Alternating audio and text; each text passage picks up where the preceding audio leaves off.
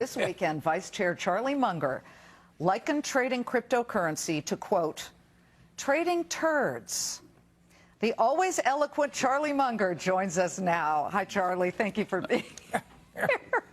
This is getting a lot of attention, more than it probably deserves, because there are much bigger issues that we deal with here. But, Charlie, did you know there was supposed to be a Bitcoin conference this weekend in Omaha? Had they asked, you could have been the keynote speaker. Would you have said yes? Well, they were probably crowded out by a group of people that wanted to have a conference on sewage. Well, you called rat poison 5 years ago, right here in these chairs on Fox Business. You called it rat poison, but that was when it was about $150. Today it's $9,000. It had hit $19,000. So it's more expensive rat poison. But there are some people who were able to make some money. And we heard from people who are very passionate about this.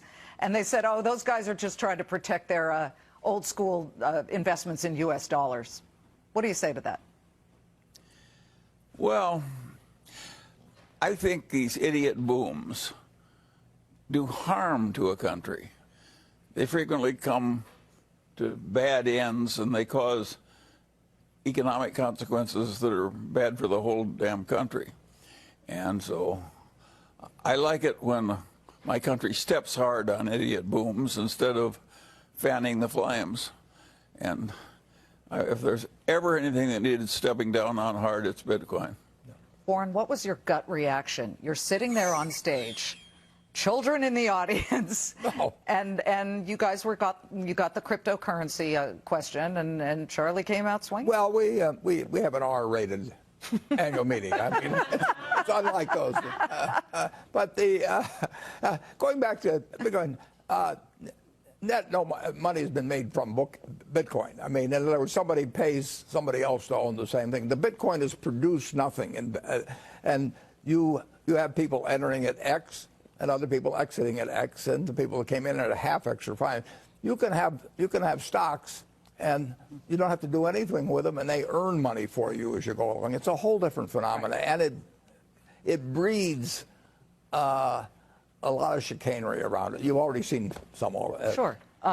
You two are in the business of buying productive assets. And if you two were a married couple, I was thinking about this, you'd have about 63 children, 63 businesses that you have bought over the years that have been unbelievably successful. And what I wanted to do was I wanted to take shareholders sort of behind the curtain and just see, how do you guys go through that process? So, Charlie, Warren calls you up and says, somebody's come to me, because you don't do hostile bids. Somebody's come to me. They want to sell their business. I'm really excited about this.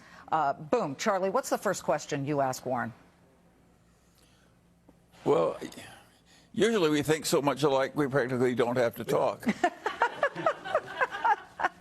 So it's not a hard problem. The problem is we don't get offered as much as we would like to buy. And that problem is getting worse and worse. But we're coping pretty well. Yeah.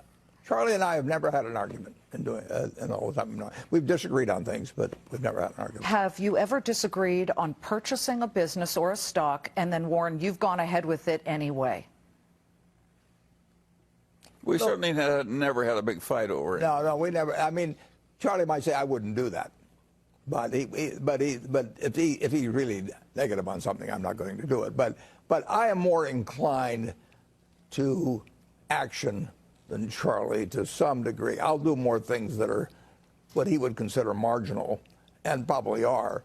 And Charlie would wait for the big fat pitch that, will drive in 3 or 4 runs when he... Do you remember how the C's conversation went down when you bought C's? See, we were both idiots. Yeah. And finally, one of my old partners said to me, you guys are too cheap. This is a wonderful business. Why don't you grow up? And I looked over at Warren, and he looked over at me, and we paid an extra $100,000 reluctantly. The fellow that sold it to us actually was... His brother died and so on, and he didn't want to run it. And he really liked girls and grapes. And Charlie gave the greatest speech to the seller when he started wavering on the virtues of girls and grapes I've ever heard of. Well, I got to make some candy. I know you dipped some too. Yeah. Well, Charlie would move faster on C's. I almost made a huge mistake on C's by being too cheap. Well, it worked. The partnership It worked. The partnership worked for that.